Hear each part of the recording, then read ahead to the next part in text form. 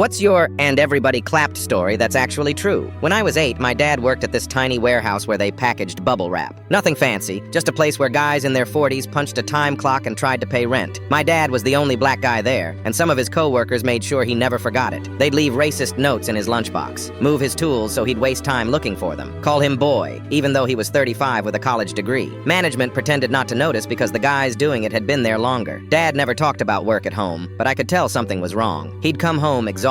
Not the fun tired from playing basketball, but the heavy kind that made him sit in his car for 10 minutes before coming inside. One Tuesday, I forgot my lunch money, and Dad had to bring it to school. When I got to the main office, I saw him talking to the secretary about his volunteer hours. Turns out, he'd been reading to kindergarten classes every Thursday during his lunch break for 2 months. The kids called him Mr. Kevin, and always asked when he was coming back. That same day, the warehouse got a surprise health inspection. The inspector found serious safety violations that could shut them down. Broken equipment, chemical spills, blocked emergency exits. Someone had reported it anonymously. But here's the thing. The biggest violation was in the break room where my dad ate lunch every day. The guys who tormented him had been storing paint thinner next to the microwave and coffee maker for months. Dad knew it was dangerous, but figured nobody would listen to him anyway. The inspector told management they had 24 hours to fix everything or face massive fines. The crew chief started screaming at everyone, demanding to know who snitched. Dad just sat quietly eating his sandwich. Then the inspector pulled out a folder. Inside were photos of every violation, taken with professional lighting and detailed notes about safety codes. The timestamp showed they were taken during night shift when only security was supposed to be there. The crew chief looked at Dad. "You took these pictures?" Dad nodded. "Yep. Got tired of wondering if I'd make it home safe every day." "You trying to get us all fired?" "Nope. Trying to keep us all alive." The inspector backed Dad up, explaining how the violations could have killed someone.